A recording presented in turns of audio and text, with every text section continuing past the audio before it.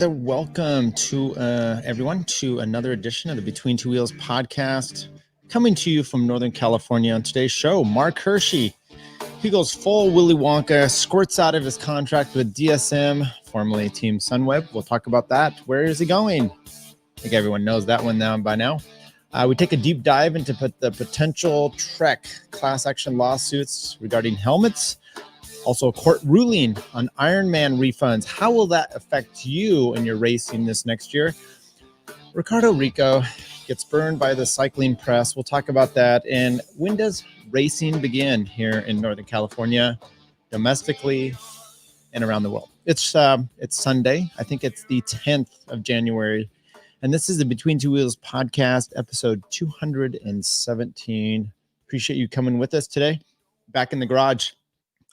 Studio. And I think we're going to try to do some things from here, at least for a little bit on Sundays, because I'm trying to work, trying to keep that at the office, come home. I think I'd do this here. And I think when we get it going, maybe we'll try to do a live show, maybe giving me some input as to when the best time, because I really do kind of enjoy the feedback that we can get. And we've been getting pretty decent numbers on the YouTubes. So keep that coming. Racing in 2021. Okay, so look, we've got racing going on, and but do we? No, we don't really. Northern Cal, I looked at the web page. They didn't have anything listed. Now they sent out something earlier. It was a bit of a list of potential racing for the year for 2021. And from what I could tell, that was just a potential there. You go to the NCNCA website for Northern California, there's nothing listed at all. And I think they're having a board meeting coming up. So maybe we'll get a little bit better understanding as to what's going to be taking place for some potential racing. I did see that, that Velo Promo took a shot and they canceled some races. I thought I'd at least try to, I did not have this prepared, but I think I will try to find their cancellation comment, because I thought it was a little bit much, honestly. I mean, look, we're glad that they do racing. We're glad that they do races and such, but I don't think I'm even going to be able to share this. So I'll just kind of read their prepared remarks. The continuing crisis in the health in the cycling sport. This was done on December 14th.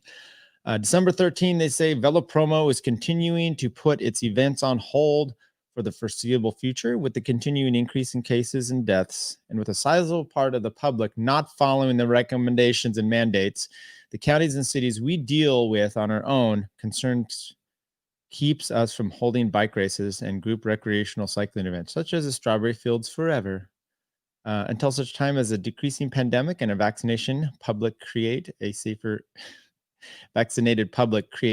environment. At this point, I'm not sure when we'll start up.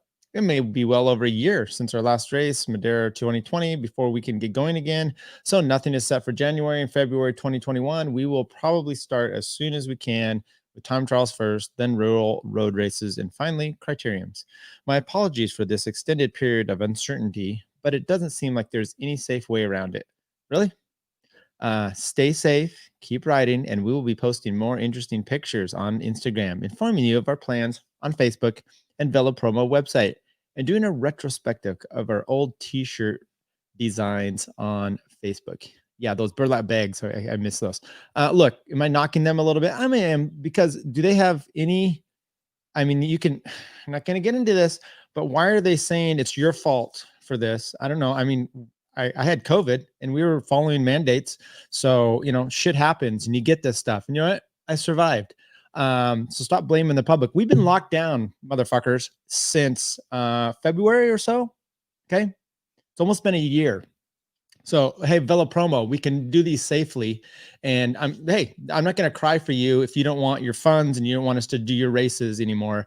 Okay, fine. You can easily do these safely. I just went to Home Depot today. I was in there cruising around with a bunch of people. We had masks on. We can do that at the start line. Vaccination is out for those concerned. I've had COVID. I think I'm pretty good on this. At this point, do a fucking race. Yeah. Sorry, getting a little worked up over that. But you know what? I'm a little tired of it. And throwing that out there that people aren't taking precautions. I mean, businesses are shutting down. Your business is shutting down. You're deciding not to do anything about it. And actually what you're doing is you're not calling out the governor. You're not calling out anything else. You're taking the pussy way out and you're calling out riders and you're calling out those in the public. I'm sure Aldi, you can find a field out there in the middle of nowhere where we'd be perfectly fine and safe. But, it doesn't matter. If you had just done this and said, look, we can't do it, county mandates, blah, blah, blah, fine. You're going to call out everyone else. You're going to call out all the racers for not following mandates. Good luck, Bella Promo. I do miss those burlap bag shirts that you send out. Top 6, everyone gets one. It's been a good Sunday. Maybe I shouldn't even be putting this one out. Oh, whatever. Bring me your comments on that. I'd be glad to take that. Once again, it's been a year. We've been doing riding. We've been doing group rides. Let's bring it on. NorCal, like I said, there's nothing really listed on their website. I thought this was good. Maybe we'll try to get in touch with him because I would like to do some interviews if people would still take me. Local pro Jason Saltzman signed with Wildlife Generation Pro Cycling Team. Looks like they will start racing in Turkey. They did release their roster, but it's all with their Twitter handles. So it's a little tough to see. Strechkov, it looks like him. Castillo Soto, not Cormac. I don't know who that is. Noah Granigan. Jay Salt, which is Saltzman. Spencer CX1. Jonathan Clark, just Jonathan Clark. Hone Alex 97. Damn, is that the year? Is that the year he was born?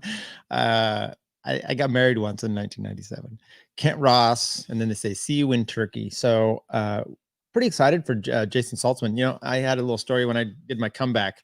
I had been a pro. There was no way I was going to race as a pro anymore. So I sent into USA Cycling a request to downgrade. And I requested to downgrade all the way down to Cat 5. And they rejected it. And I had to come back and say, I'm fatter than Louis Armstrong or Louis Anderson, and I think I have a heart condition. And then they're like, okay, whatever. They put me down. Anyway, I quickly moved, boom, up to a 3. And then I was racing with Jason Saltzman, and he was super nice. He was this young, a super young kid. His dad was there at some races, Cyclebration in Folsom. And I remember he was just really a nice guy. So he had no reason to be nice to me. His dad once was just offhandedly nice to me at Cats Hill once. So, granted, good for them. I know they were under Larry's tutelage there with the Specialized team for a while. But congratulations to Saltzman going to, and I also saw is another local here, Cole Davis, that he got picked up again for Action Berman. Dude, that team has been such a pipeline into the World Tour, and we saw that in the Giro. We saw it all over. We just keep seeing it, and with Tao Gegenhardt as an example. And it's good to see that team is still producing, but they're getting dwindled down. I mean, that team is smaller and smaller, and they're kind of domestic team, I think, now, rather than being a little bit UCI 2.0 team or whatever they were. All right, let's get to the big news of the day. Hirschi Squirts from DSM. Is that too gratuitous? Marc Hirschi leaves DSM Sunweb early and signs a 3-year deal with Team UAE. Now, look, there had been a bunch of speculation. First of all, he crapped out of his contract that he'd had with DSM, Team Sunweb. We'll just call him DSM. It's easier. And I even had seen a thing where one of the journalists had reached out to Chad Haga, who's on the team, and he's like, this was such a surprise. He's like, he's on our list to come to camp because they're doing a team camp already, and no one knew about this. But anyway, I have 3 quick things here. Well, maybe it's only 2. How did he get out of the contract? Why UAE? And then the third one, why not stay with DSM? What was the problem with that? And I saw this, I'd written this up and gone through some of this stuff, and then I saw it confirmed. Well, not confirmed, but a little bit more of a speculation confirming my concerns in one of the cycling journals today. So anyway, how did he get out of the contract? He had a contract for another year, and typically that's not such an easy thing to get out of. But what you're doing is you're going to buy your way out. The problem usually with those kind of situations, unless you just have a bad feeling in your mouth and you're just not liking the team, is you have a reason to get out of this contract, which is you've had a stellar season and now you're getting better offers elsewhere. So sometimes you'll see that and they'll buy their way out. Wiggins had done that with Garmin at the time. You've seen Cadell Evans did that with BMC. The rumor with Cadell is that he actually took out a personal loan to do that. Sometimes you have the other team that is going to compensate you, and maybe that's the case.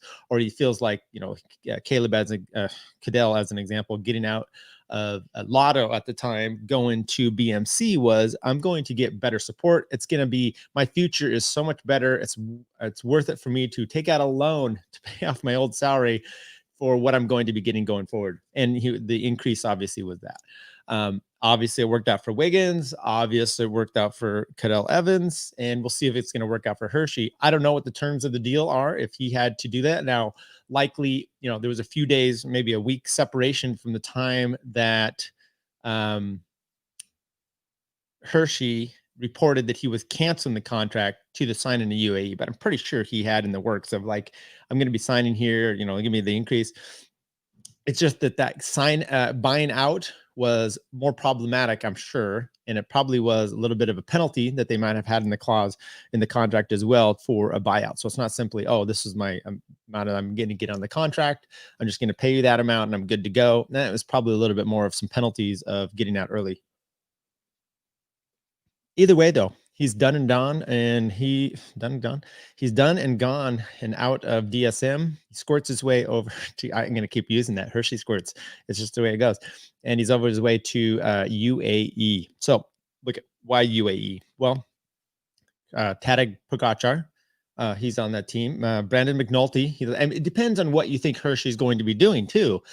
He's kind of that Alaphilippe type right now. It's hard for us to tell. He's so young that we're not sure exactly. Is he going to be a world tour, grand tour rider coming up? Is he just going to be kind of this classics rider? I mean, look, won a stage in the Tour de France, 2 close seconds. He had second or so there at third, I think, at World Championships. Second place at Liège-Bastogne-Liège. I mean, this guy can pretty much do it, and he was pretty impressive. We don't know if he's going to be a Grand Tour rider, what he can really do, but he can definitely do the one-day racing. So, who does Team UAE have in that case for their roster that's coming up here? Look, I went into their website. It's not really great on some of their teams. Camilo Ardila from Colombia. Not sure who that is. Mikkel Bjerg from Denmark. I think he had been with Action previously. Sven Erik Byström, Norway. Valerio Conti, he's been there with Italy for a while. Alessandro Covi, never heard of him, Italy. David De La Cruz from Spain. He's a decent support rider. Joseph Dombrowski from the USA. Look, Rui Costa, Portugal, former world champion. Davide Formello of Italy. Fernando Gaviria, Ryan Gibbons, South Africa. Alexander Kristoff. Vegard Stag Lang from Norway. Rafael Maika, another, he had a decent Vuelta. Marc Hirschi, of course. Marco Mercado from Italy. Brandon McNulty from the USA. Josef Mires Alaha from UAE. Got to take one of those. Sebastian Milano from Colombia. Christoph Munoz from Colombia. Ivo Oliveira from Portugal. His brother Rui from Portugal. Tadej Pogacar from Slovenia. Jan Polonc from Slovenia, a very good sport rider. Alexander Riabushi from Belarus. Maximiliano Ricchesi from Argentina. Matteo Trentin, he's coming in from Italy. Elvaro Troy from Italy. Diego Luisi from Italy. So some of the big stars that they have there, obviously McNulty's made an improvement. Trentin coming in, one-day racer, decent sprinter. Obviously the sprinters, Christoph wins his stage 1 in the Tour de France. Christoph Gaviria, who, God willing, he recovers from COVID. Evidently, he had it twice. Let's make it a hat trick. How you doing there? Gaviria obviously can sprint. Matteo Trentin can do exceptionally well. He's kind of that guy that gets Michael Matthews type. And then they've got Davide Formello, Dombrowski, Ricchesi, some of these other guys, and Pogacar, obviously Pogacar. So that's his opportunities now at U8 Plus. They're the first team to get the whole team vaccinated. So maybe that was his ploy there of getting over. But why did he leave DSM? Look, there were reports last year that DSM was pretty heavy on being rigid. Okay. So much so that there was some, talk about Michael Matthews didn't really like it with them, and that's why he was moving on mid-season. You got that report. Did come out today that was in fact possibly an issue, and I thought I'd just read some of these harsh stances that the team had. Homework, punishments, limited massages. Did the strict rules at Team DSM contribute to Hirschi's departure? Claims of strict regimen at Team DSM are said to have contributed to a number of stars riders moving on to new pastures. Details relieved the departure of Michael Matthews, Marc Hirschi. Hirschi was announced, obviously, the Lake Shocker. Newspaper claimed that these factors did play a part in Michael Matthews, and he was not the only rider who was left due to the strict rules. Matthews is said to not have completed his homework. So evidently they had to do homework every night before the next stage of a race. Now, they said due to the rigors of the Tour de France and the overwhelming necessity for recovery, they were not required to do them at the Tour, but all these other races, they were required to do homework. Squad members given homework to do, which includes memorizing details of the race profiles, as well as fine-tuning tactics. This practice is not enforced at the Tour de France, where emphasis is placed on maximum rest and recovery. Another protocol is that the rider who wants to test out different non-standard team issue race tubes during a recon of specific races, such as Strade Bianche, are not permitted to. The same goes for a rider wanting to organize his own altitude camps. Glasses must be kept in their cases while not being worn, and tweets disparaging dangerous courses are frowned upon, as is the use of ketones, which probably is why Dumoulin left. Even more bizarrely, riders are said to not be allowed to ask for more than a half an hour with the masseur due to deal with physical ailments. Okay. Danish outlet Bleak says, although both Hirschi and his manager Fabien Cancellara have remained silent on the circumstances surrounding the 22-year-old's team change, his new home will allow him to live more freely, and point out his comments at the end of last season, quote, I now pretty much know what is good for me and what is not. Okay. Het Nieuwsblad said that there is also often relentless there is also often restlessness amongst the support staff who are paid less than their counterparts on other teams, and that once they prove themselves, they're almost immediately snatched up by a rival. Despite these revelations, Sunweb impressed during the 2020 season, recording 16 victories, including 3 stages of the Tour de France and a stage in the second row at the Giro. Yeah, so let's not just look. It's maybe a bit harsh what the team requires, but did it pay off? I mean, there were comments about the Team Sunweb during the tour, when they started having success. They were bragging about the fact that they had team meetings during the pandemic layoff, where each member basically came to the fore and had broken down a section of the Tour de France and plans and strategies for them. I mean, when I broke through, and look, obviously they didn't do that with the Giro. We talked about some of the strategy involved on last few days there with Jai Hindley and Wilco Kilderman, but there is an argument to be made that their research, their planning, and their ability to understand each other really played a part in 3 of their wins at the Tour. I mean, there were some. I forget which stages and exactly the winners there, but there was a few stages where they came in and they capitalized off of Sagan and Julian Alaphilippe as an example in the last few K win solo. Have another one where Trentin, all the sprinters go up the road and they do the exact same thing, counter off Van Avermaet and these guys, and Sagan kind of chasing and sprinting after each other, and boom, hit him when it hurt and when they were supposed to. It was perfectly done tactically. The team had some really good wins, and then Marc Hirschi being able to win solo as well, and then get in the break on stage 2. I think I had that wrong on my recap of the year, and also stage later on where he 9, I believe, where he barely missed out the win with Pogacar and Roglic. Anyway. So there's something to be said about the heart. Now, look, maybe they have a glasses issue where I don't know why they insist on that you put your glasses in your container when you're not using them. That's just something I would do to my young kids. But once they're buying them themselves, getting them. Maybe it's the problem of getting things for free, right? You don't realize the value, so therefore they're kind of doing this. I don't know. That does seem a little bit odd to me. Either way, Marc Hirschi, one of the biggest stories. He has capitalized it, I think, just right, doing it at the first part of the year, buying out of his contract. Biggest news story of the year so far in cycling. We're not going to talk about Vikings attacking the Capitol and such, but as far as cycling goes, it's one of the biggest news things of the year. It keeps him on top. It's talked about. He goes to UAE, big deal, and I'm pretty stoked about it. All right, maybe you guys have seen this in the news. Trek. It's been announced that Trek hit with a lawsuit over Wavesill helmet safety claims. Now, look, one of my friends, data-driven athlete coach, founder of the company, Nate Dunn, he recently, this summer, I think, was it this summer?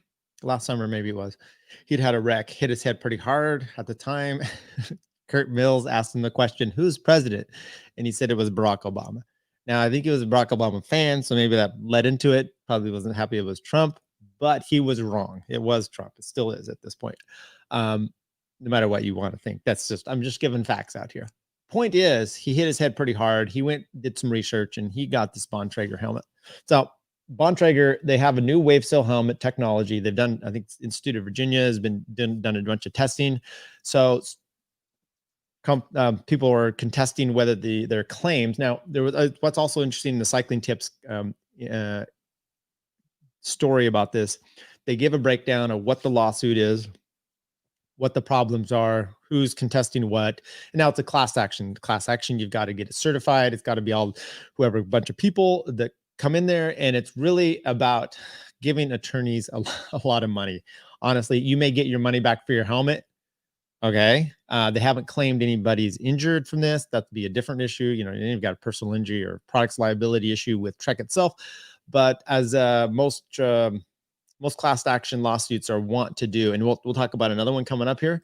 It's over a little bit of money, and then you get to pull that up, and then the attorneys get 30+%, and they get of that whole thing, and you get your $60 back or whatever. So it's not a great situation for any of this, but according to legal publication Law 3360, Trek Corporation was recently presented with a proposed class action lawsuit alleging it misleads consumers into believing its Bontrager Wavesill helmets protect against concussions more than the average helmet, and that it conducted unreliable research for marketing purposes. Plaintiff Andrew Glancy of Dutchess County filed the suit with the Southern District of New York with the primary complaint, federal lawsuit. Primary complaint taking issue with Trek's claim that Wavesill is, quote, up to 48 times more effective than traditional foam helmets in preventing concussions during a crash. According to the suit, Trek claims were based on misleading tests that were conducted by parties that have a direct financial interest in the technology, thus presenting significant potential conflicts of interest. I'll just make that comment on that real quick. So, I mean, that you're doing testing, you're investing in maybe the Wavesill part, maybe you're doing the helmet, maybe you're doing the buckle. You put money into this research. We see this all the time, and it doesn't necessarily invalidate the testing. It doesn't invalidate the results. Maybe this, I don't think so, that the plaintiffs on this had done their own testing to compare. Now, they'll just keep going here though. In addition, the suit says that the tests were performed on modified, this could be a problem, traditional helmets, not the actual production Wavesill models. So the test results aren't applicable in what is actually available for purchase. Now, with that said, I saw on another website, not Cycling Tips, where they said actually the tests were done on with the shell of an older model, but with the Wavesill technology. Obviously, they're going to have to do the Wavesill technology to see if that actually is an issue. The shell might not be the case. So it's a little odd that Cycling Tips didn't put that in there. Not a surprise, though, actually. Furthermore, Glancy suits alleges that Wavesill price premium is not justified given the false claims, and he is seeking damages to be determined in a jury trial as well as attorney's fees. Attorney's fee is the big one we talked about. Jury trial, that's fine. To be determined. In other words, look, that's why it's a proposed. They have to get it certified. They have to go through the process. And then they're going to probably amend their complaint or file a complaint. I don't even know that it's actually been filed. They just complaint to saying they're going to propose a class action. Class action isn't necessarily the easiest method to get through, but attorney's fees, that's the one. Sounds complicated. Cycling Tip says here. Bontrager's heady claims in regards to Wavesail's supposed improved safety performance relative to traditional helmet construction certainly raised more than a few eyebrows when it was introduced last March. It also sounded a little too good to be true. And if you take Virginia Tech's test results at face value, that's perhaps the case. I haven't taken a look at their test results, but you could probably do so. While Bontrager Wavesail equipped helmets have generally scored quite well, Virginia Tech's rankings don't place them appreciably higher than helmets built with traditional technology. In fact, not only does the best performing build Bontrager helmet in the rankings use a conventional expanded polystyrene foam liner, but it even outscores the newer version of that same helmet built with a Wavesail one. Okay, that's nevertheless, Trek still believes the Wavesail technology and is apparently prepared to demonstrate as such in court. Quote, Trek believes in and stands behind our Bontrager Wavesail helmets, read the statement from Trek that was provided to Cycling Tips. This lawsuit is without merit and will vigorously defend it against it. The plaintiff has not made an allegation of physical injury. Trek will continue to responsibly promote and improve this innovation in helmet technology. So part of this will be interesting to see what the actual lawsuit alleges and what's actually in the complaint. As an example, and I'm not going to get into too much of this, but between the election and now, there's been a lot of lawsuits filed, as an example. And some of those have been kicked out for whatever reason. But if you actually read, and this is only a few of them here, and I'm not justifying any of the crap that was thrown into the courts, but had some arguments with my friends because they're pretending to be lawyers and saying, oh, this is a crappy lawsuit. But if you look at the lawsuit, there's one example that was filed. I don't know if it was by the GOP, but it was alleging violations of statutes of, equal protection and those kind of due process. And it wasn't alleging fraud. So he's like, oh, this thing gets thrown out. You've got to actually read the complaint and see what those allegations are and what the complaint is. Now, the petition. So in this case, we'll have to actually see, like, Bontrager comes right back and says, look, it's no merit. We're going to vigorously defend against it. They didn't even make an allegation of physical injury. Well, maybe they're not going to. Maybe they're going to say it's an issue of fraud and you're defrauding these, putting up basically an issue of something you can't live up to, right? And basically, by the way, if you're going down that road, if you don't get someone injured in a problem here, you are then going to have it a little bit more difficult for damagers because it's just not going to be quite the case, malice and what have you. So you've got to have a damage. You got to have damages to be able to get that, and then your attorney's fees are going to be a little bit more negligible. Now, look, the rest of the article is actually somewhat interesting because it gives a breakdown of what other helmet companies have done as far as their advertising goes and what they've avoided doing. What they've avoided doing is this exact thing. I'm trying to remember the name of the movie. It's a terrible movie from the 70s, but I think it had it'll come to Curt Russell, and they had advertised about miles of cars. Well, someone, their competitors, like, you don't have miles of cars, and they take it before the judge. So they end up having to get all these used cars, trying to line it up to actually be a mile of car. You're making claims to the public. You've got to actually be able to substantiate them. You can't, otherwise it's false advertising. So the point is that a lot of these helmet companies are not willing to put this into any of their advertising. They're just like, yeah, we're good. But Bontrager comes out. It appears to have convinced my friend Nathan. Boy, those are two friends of mine, Jonathan and Nathan, but not the one I'm thinking of. Nate Dunn, and convinced him to get the helmet. So there's also a website, Brain, which stands for Bicycle Retailer Industry News or something like that. And they had also had look, all the websites seem to be going over this issue with the helmet. And so it'll be interesting. So first of all, we're going to look at, as with everything, it's a little bit deceptive with the media as far as what are we reporting. Well, you can obviously see that at this case, we're just right now looking for, is there even a lawsuit in place? Once again, they said a proposed one. I haven't seen that it's been certified as a class action, which is they've got to do. It's not very difficult to do, to certify the class and what the situation is, and then they go from there. Next issue, this is all legal issues with bike racing because we really didn't have much else. No refunds means no refunds. The judge rules for an Ironman in the Ironman suit. And I didn't read this actual. I mean, I did. I went and actually found the actual lawsuit or the judgment, the order from the judge. Somewhat interesting, but what the situation was, COVID hit this summer. There were races to be had. Ironman had like a run, I want to say in the Bay Area, something in San Diego, perhaps. The one in the Bay Area, I think it was like a half marathon type of thing. And it was like $80 entry fee. Someone from Denver, some lady from Denver had wanted to participate. They canceled the race. With that, they said, we're not refunding your money. There was another one, full marathon, triathlon, down in, I think, Southern California. And that one was also canceled, and they refused to issue a refund. That one was more like $300.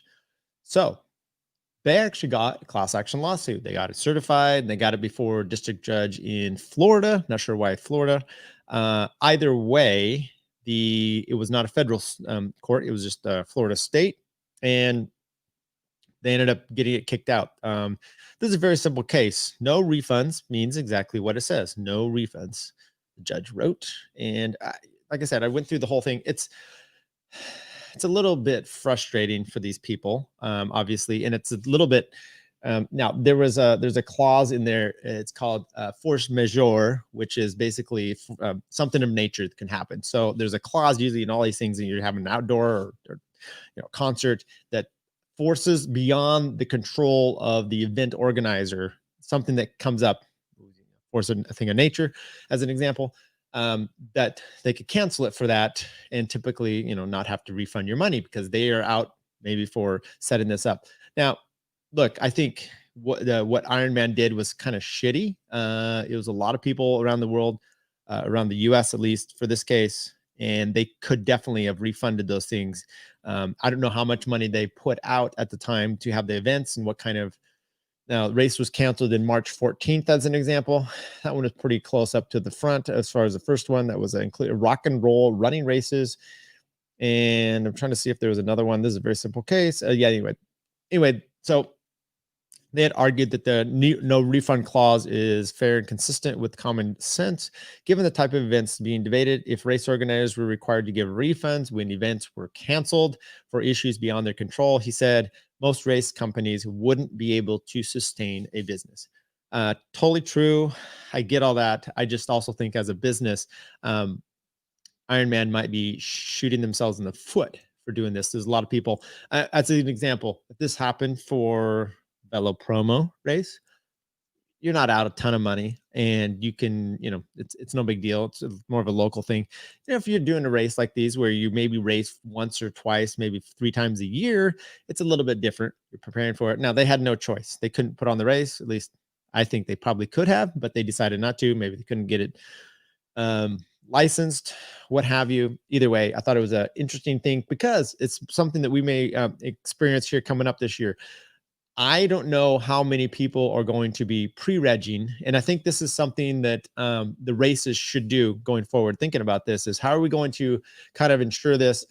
They may not like it, but I think for the benefit of everyone, you cut late fees out and you have day of registration. If you're not willing to put on a race or to take that liability, we're not willing to pay it. And that's what I'm going to do. I'd really actually rather pay the late fee than put my money in and not get a race. Just throwing that out there. So it's what it is. And that's the world of triathletes. Look, no one, there's not a lot of cyclists that really feel for the triathlete. I mean, if you've ever been, we used to do called the Fruit Loops ride in Boulder. If you're ever around there, race starts in Boulder, goes out Highway 36 and goes through, I forget the name of the town there, Lyons. And you do these 2 loops, fruit loops, because there were some fruit trees out there, I guess, and you do 2 sprints. And we would get some pro triathletes in the mix there. And those guys are super strong and not as skilled on the bike. So there were some wrecks. Okay. Ricardo Ricco is back on the news. I don't know if you remember him, Sonia Duval rider, little Italian guy, started winning a ton of races. I'm trying to remember which year. I want to say like 06, 08, somewhere in that range. And right before, during, maybe when Chris Horner was just coming through there as well. He started winning a bunch of races. Goes to the Tour de France. He had a kick. He was a Julian Alaphilippe type, and he was winning stuff at the Tour. And then he got kicked out because he tested positive for, I think it was Sarah, which was the synthetic EPO he was taking. Anyway, he then tried to make a comeback, and with his comeback, he made a fatal flaw, which was he was going to be his own doctor and inject himself. He ended up getting, it was 2008. I'll just read this from Cycling Tips. With the rampage, Enrico finished second at the Giro d'Italia, won 2 stages of the Tour de France, and then was unceremoniously booted for positive test for Sarah, an Italian. Intermittent appearances in headlines. Here you go. 11, he rushed to the hospital with sepsis and kidney failure after transfusing himself with a blood bag. He denied he was blood doping, which this incident was conspicuously a near fatal example of, but was handed a 12-year suspension from the Italian anti-doping authority. 2014, he had another brush with the authorities when he was caught meeting drug dealers in McDonald's parking lot. That's where you do it, dude. Allegedly for the intent to buy EPO and testosterone. He claimed he was in the wrong place at the wrong time. Although I contend that there was no wrong time for Il Cone del Gusto, that is McDonald's. That's what the writer is saying here. Anyway, this has come about because evidently he had some recent remarks. He said, I've read many people that say that the vaccine must be obligatory. 4 explanation points. Are we joking? 3 explanation points. I do what I want with my body. Nobody can make me do something that if it were to have a negative effect on my body, I would be the only one that would lose. So you can get injected with who knows what shit too. Don't F over people like me that have been well informed by parentheses, by doctor friends, parentheses, and that we are not going to take a damn vaccine. Over and out. Okay. So you can see a little bit of the hypocrisy there of someone who injected himself willingly, wantonly, and with no disregard for his health over and over and over to, with blood bags, sepsis, the whole bit. Well-written article. It was a little, now look, I know what they're doing here. They're trying to vaccine shame him. Look, has he come full fruition and, full circle and said, hey, maybe I was wrong with what I had done to my body. I totally regret it. People can change. You can have different opinions. I've changed my opinions many, many times over the years to a vast array of things, because you live and you learn. Maybe he's feeling that, hey, maybe he's really concerned and he's thinking my body, my choice. Anyway, I thought another quick thing here of hypocrisy was Caleb Ewing has recently come out and had some comments. First of all, he said he's going to try to win 3 grand stages in all 3 Grand Tours. So evidently he's going to do the Vuelta or the Giro, the Tour, and the Vuelta. Not possible if we do a condensed schedule like last year, which by the way was fantastic. But if it's a normal schedule that we have, Giro in May, the Tour in July, and September we have the Vuelta-ish, somewhere in there. It might be actually possible.